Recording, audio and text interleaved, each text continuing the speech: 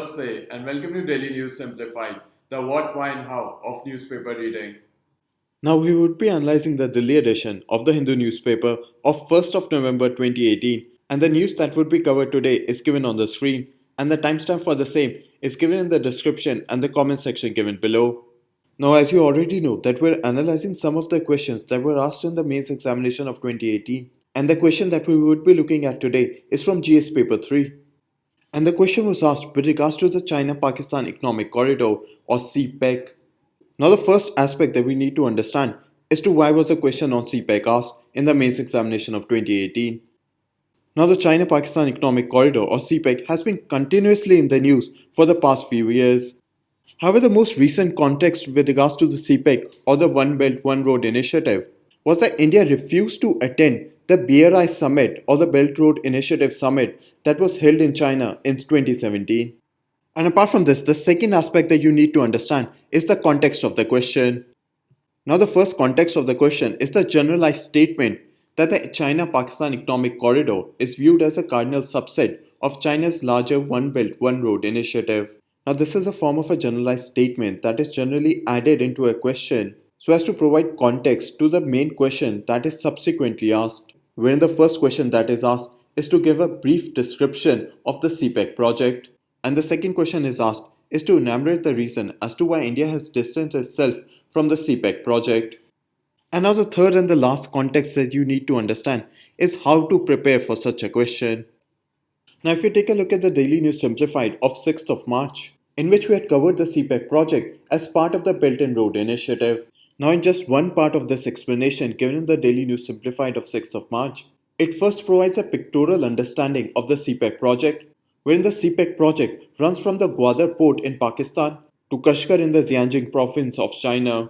Now, the main reason as to why the CPEC project is being opposed by India is because this project moves through the Pakistan occupied Kashmir, and the territory of Pakistan occupied Kashmir is India's own territory, and thereby this CPEC project violates India's sovereignty.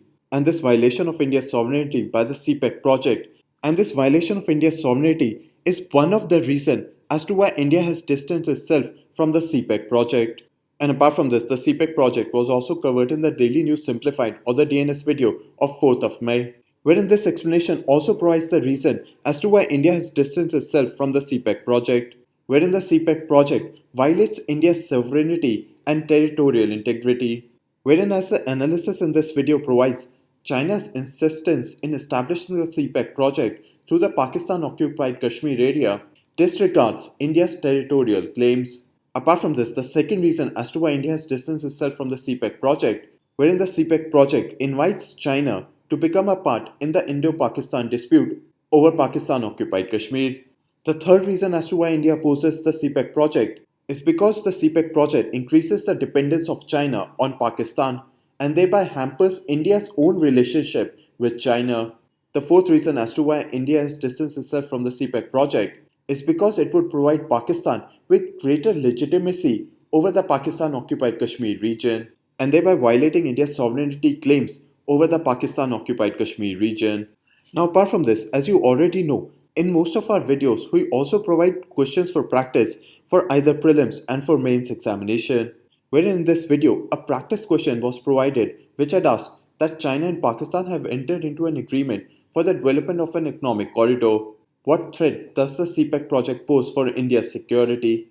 When if you take a look at this question for practice, it also provides first a generalized statement, and it is after providing the generalized statement that a subsequent main question is asked as to what threat does the CPEC project pose for India, which is similar to the question that has been asked in the mains examination as to why India has distanced itself from the CPEC project.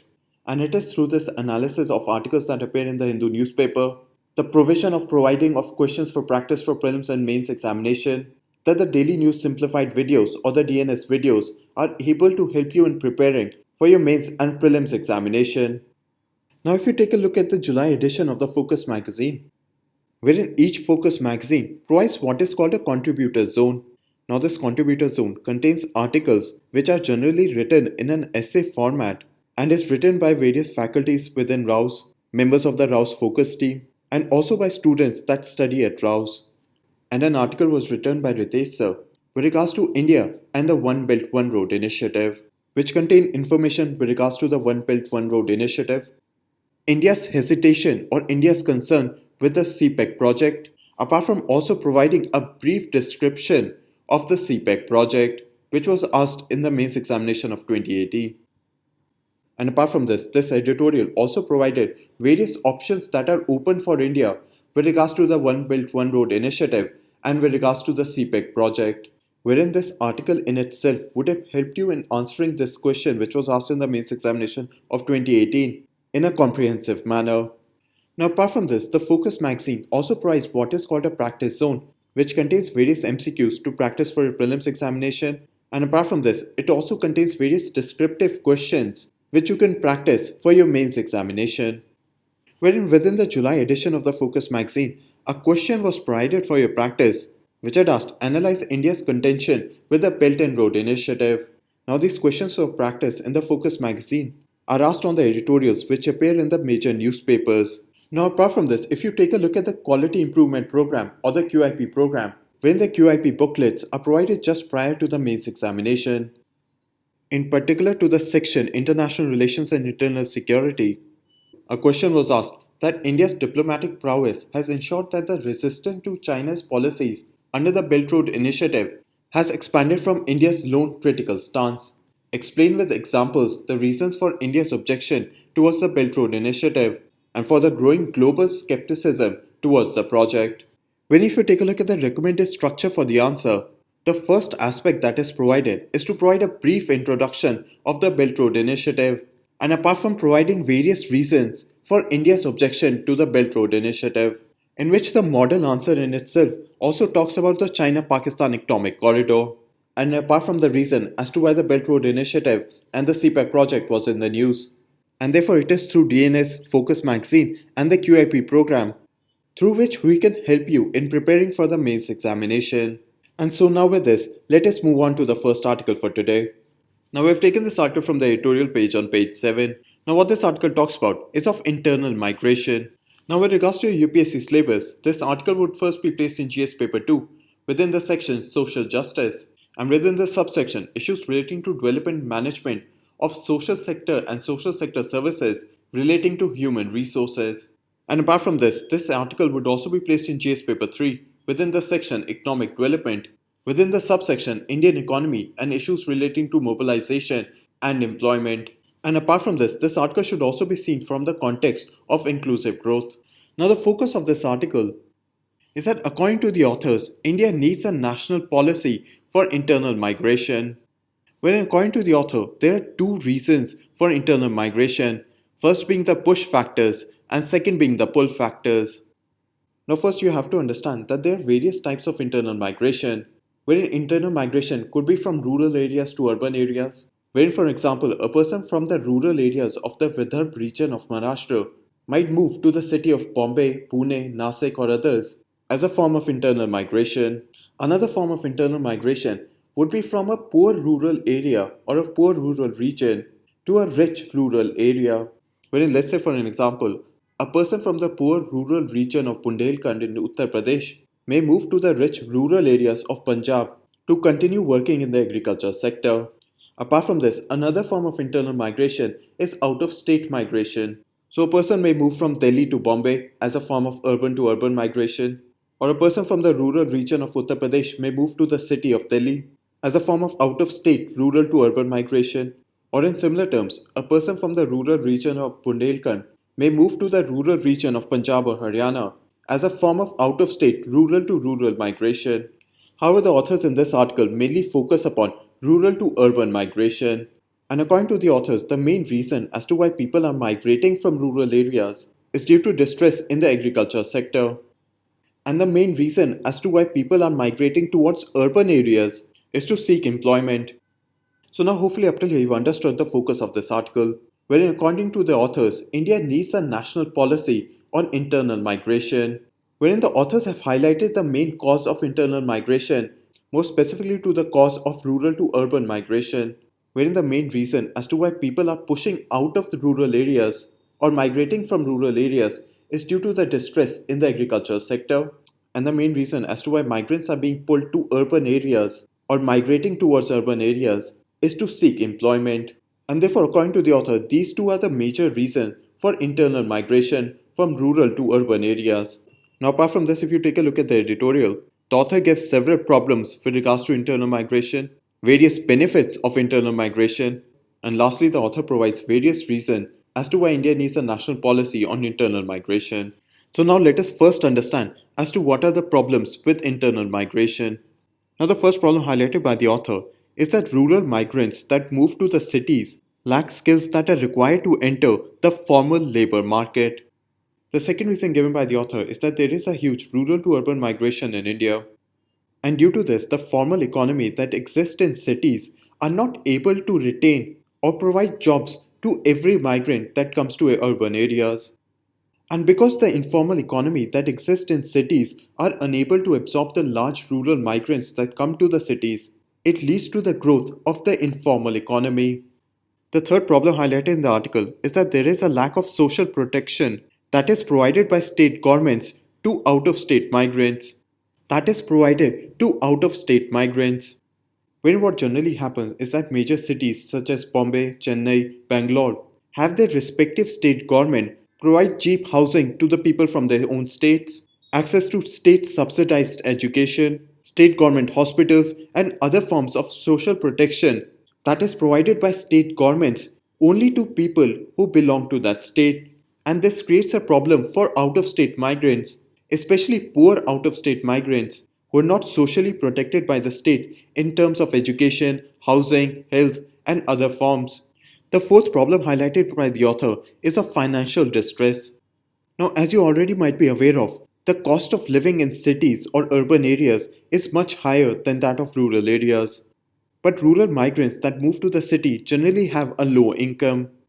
Now, as these internal migrants already lack social protection given by the state government in terms of housing, education, health, they are burdened with high urban expenses in terms of fees to the hospitals, to the doctors, education for their children.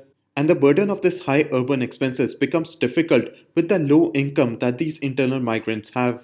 And thereby, this causes a financial distress for internal migrants, due to which they have to take loans from money lenders, sell their properties back in the village, and apart from other forms of financial distress. And the fifth and the last problem highlighted by the author is of social discrimination, wherein rural migrants that enter into urban areas face a form of social discrimination based on class and therefore are denied access to what is considered elite services in the form of high end hospitals, elite schools, and other forms of social discrimination based on class. So, now hopefully, you've understood the five problems as highlighted by the authors that are faced by rural migrants in urban areas. Now, let us understand the various benefits of internal migration. Now, the first benefit highlighted by the authors is that there is an increased well being for migrants that are skilled in some form of labor and for those migrants which have some form of social connections within urban areas. The second benefit highlighted by the author is that when rural migrants move to urban areas, they send back a part of their income back to the rural areas. Now, this money that migrants from urban areas send back to their families in rural areas, and this income ends up improving the economy of the local village and of the local rural region. Now, the third benefit highlighted by the author is that the movement of migrants to urban areas allows an opportunity for the migrant to enter into the formal economy. And this entering into the formal economy improves the credit worthiness of the migrant so that the migrant is able to avail loans and other forms of financial services. So, now hopefully, you've understood the three main benefits of internal migration that have been highlighted by the authors. Now, let us understand the various reasons given by the author as to why a national policy on internal migration is required. Now, the first reason given by the author as to why India needs a national policy on internal migrants is that so as to target interventions for both short term migrants and long term migrants in a different manner. Now, short term migrant is someone who might move to an urban area for one season and then move back to his rural village during the cultivation season. Because it is during the cultivation season that this person earns money in the rural areas, and during the other seasons, the person moves to urban areas to earn a living. And therefore, such a person would be considered a short term migrant from rural to urban areas, while a long term migrant would be one who has shifted to an urban area for a longer duration of time. And therefore, according to the author, the government should form different policies that target the short term migrants and the long term migrants in the required manner. The second differentiation that the author highlights is to differentiate between migrants for survival and migrants for employment, wherein some migrants move to urban areas for health reasons, natural calamity, or for any other form of reasons wherein they have not been able to survive from the area that they're migrating from. And what the authors are recommending is that the government should have different policies for people who are migrating for survival reasons, and this policy should be different from people who have migrated for employment reasons. The second reason given by the author is to provide pre arranged information and aid to migrants in urban areas. And this pre arranged help can be in the form of employment services, subsidized social services such as of health, such as of doctors, education, and other form of social services. Wherein the authors have made the recommendation to have pre-arranged help for migrants, whereby this would reduce the financial distress of new migrants. Apart from this, pre-arranged help in the form of continuing education and skill development programs can also be provided to migrants to urban areas.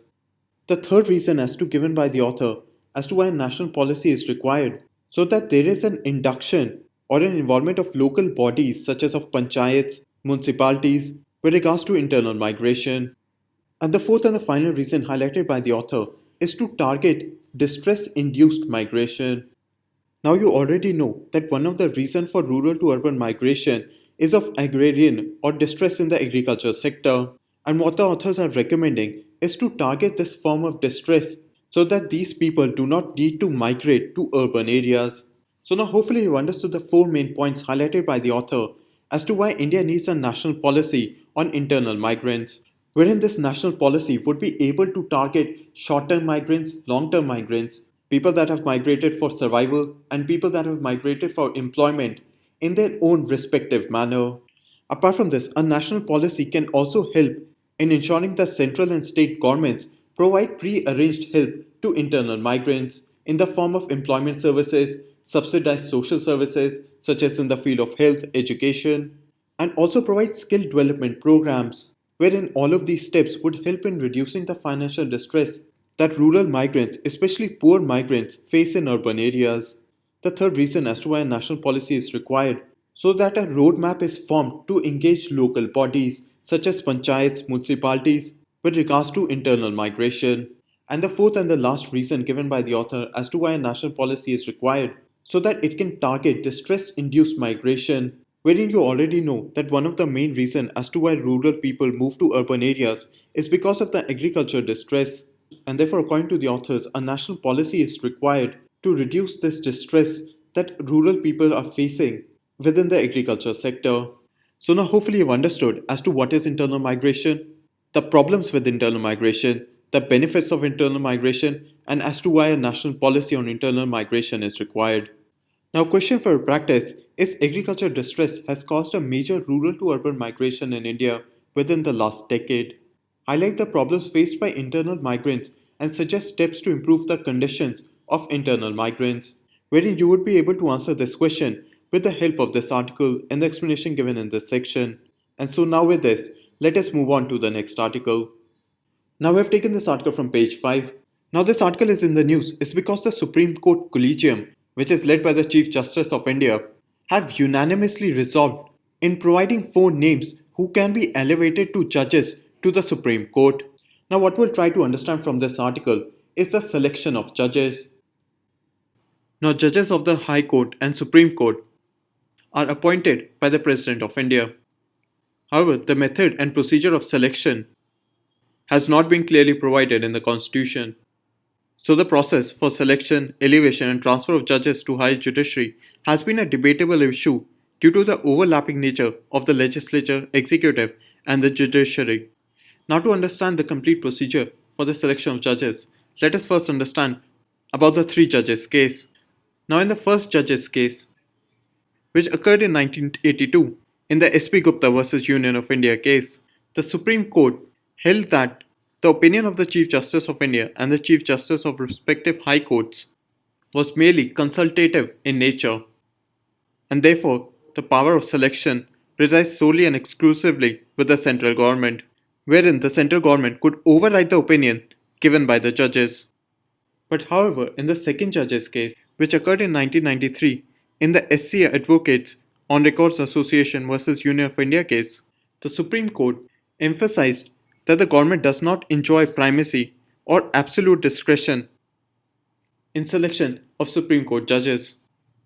And similarly, in the third judge's case, the ruling in the second judge's case was further elaborated and articulated by another 9 judge bench, which is effectively known as the third judge's case.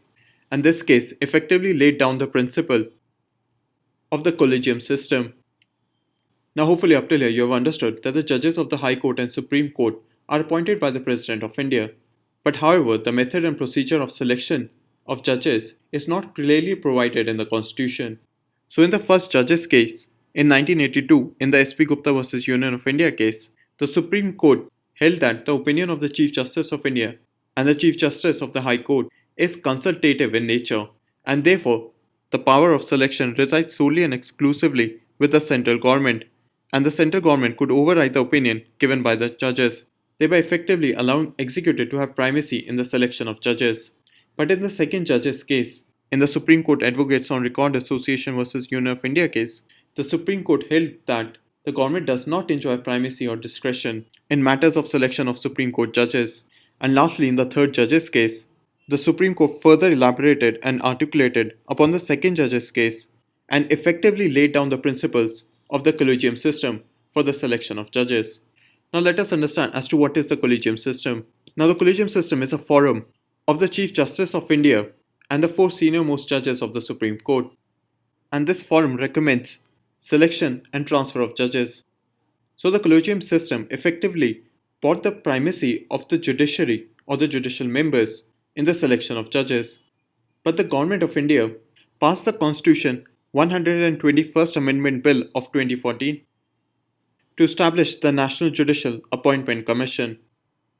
And this commission would effectively replace the collegium system. The Supreme Court of India declared the NJAC as unconstitutional.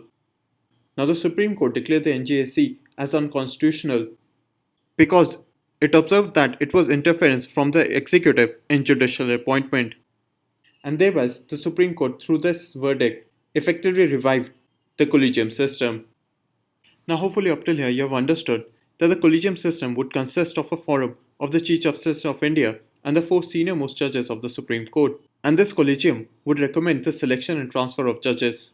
However, the Government of India, in its 121st Amendment Bill of 2014, formed the National Judicial Appointment Commission, which would have effectively replaced the collegium system.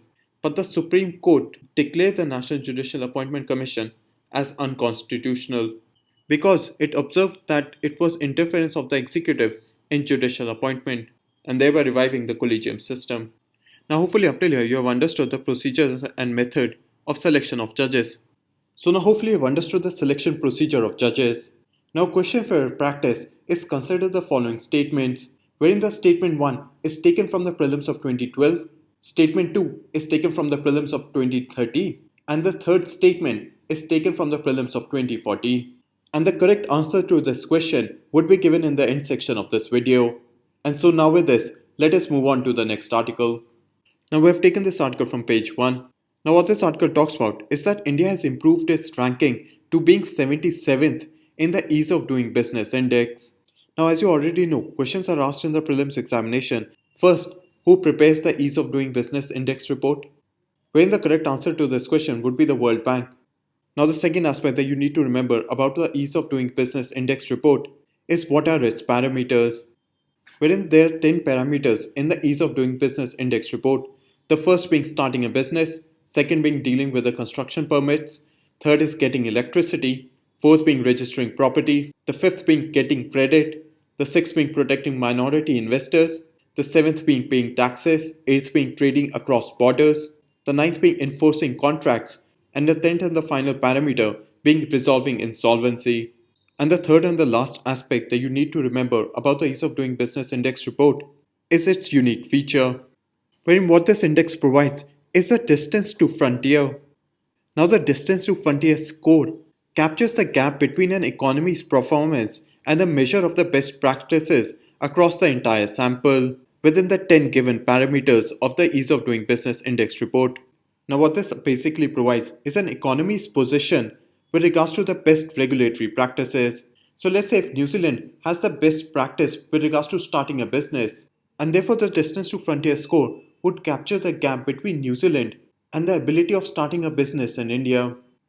However, now what you need to understand is that the name the distance to frontier score has been changed in the Ease of Doing Business Index report of 2019, wherein the new name of this feature is the Ease of Doing Business score. However, the calculation of this Ease of Doing Business score is same as the calculation that is done for the distance to frontier, and it is only the name that has been changed in the 2019 report. Now, question was asked in the prelims examination of 2016. India's ranking in the Ease of Doing Business Index is sometimes seen in the news. Which of the following has declared that ranking? Wherein you already know that the correct answer to this question is C, the World Bank. And so, what is required for you to remember with regards to your upcoming prelims examination is first the various parameters of the Ease of Doing Business Index report and the various unique features of the Ease of Doing Business Index report. And so, now with this, let us move on to the next article. Now, we have taken this article from page 20. Now, the first thing that we're going to do is understand various points with regards to the Kepler Space Telescope with regards to your upcoming prelims examination of 2019. And it is after understanding those points that we'll go through the previous year papers of the prelims examination so as to understand on how questions are asked with regards to science and technology, especially within the context of space technology within the prelims examination. Now, the reason this article is in the news is because the Kepler Space Telescope has run out of fuel, and this Kepler Space Telescope is now going to be retired by NASA after serving a 9.5-year mission, wherein this Kepler telescope was launched in 2009. And the main purpose of the Kepler telescope was to gauge or find common Earth-like planets in the Milky Way. The third aspect that you need to understand about the Kepler telescope is how did the Kepler telescope find common Earth-like planets in the Milky Way. Now, the Kepler telescope used what is called a transit method, wherein what the Kepler telescope would do was to find brightness dips which are caused when a planet crosses over a star's face. So, assuming that this is a star, so whenever a large planet would cross in front of the star, it would cause a dip in the brightness. And what the Kepler telescope would do was measure this dip in the brightness, where NASA's Kepler telescope has now found over 2000 exoplanets. Now, exoplanets are those planets which orbit a star outside our solar system. So, now hopefully you've understood the main features of the Kepler telescope. First, that the Kepler Space Telescope belongs to NASA. After that, you also understand the purpose of the Kepler Space Telescope, apart from understanding as to what is the transient method and what are exoplanets. Now, apart from this, what I'll do is give you a link to a video which has been given out by NASA with regards to the Kepler Space Telescope, and this would give you a further understanding as to what is the transient method. Now, after this, let us understand on how questions are asked in the prelims examination with regards to space technology. Now, if you take a look at the prelims examination paper of 2017, wherein a question was asked as to what is the purpose of the Evolved Laser Interferometer Space Antenna or ELISA, wherein the correct answer to this question would be B, to detect gravitational waves, wherein ELISA is a proposed mission of the European Space Agency, and it is within that context that the purpose of the Kepler Space Telescope becomes relevant for your prelims examination. Now, after this, if you take a look at the prelims examination paper of 2016, a question was asked as to what is Grease Lightning 10 or GL10, which was recently in the news, wherein the correct answer to this question would be A, an electric plane tested by NASA. Apart from this, a question was asked on AstroSat, an astronomical observatory which was launched by India, wherein the correct answer to this question is D, neither 1 nor 2. And apart from this, a question was asked with regards to the Mangalyaan which was launched by ISRO, wherein the correct answer to this question is C, 1 and 3. Wherein India is not the second country to have a spacecraft orbit the Mars after USA, wherein India is the fourth country after the United States, Soviet Union and the European Space Agency. So now hopefully you've gotten a context as to how questions are asked in the prelims examination with regards to space technology, and it is within that context that the Kepler Space Telescope becomes relevant for your prelims examination. And so now with this, let us move on to the next article. Now we have taken this article from page 16. Now what this article talks about is that the growth of the 8 infrastructure sectors have gone down, wherein the 8 infrastructure sectors grew by 4.7% in September of 2017. However, they have slowed down to 4.3% in September of this year. Now, the core sector in itself is not required to be simplified, and what you can do is read the PDF that has been given with regards to this article. And what you can do is try to answer both of these questions, which were asked in the prelims of 2015 and 2012, with regards to the 8 core industries. And the correct answer to both of these questions would be given in the end section of this video. And so now with this, let us move on to the next article. Now we have taken this article from page 15.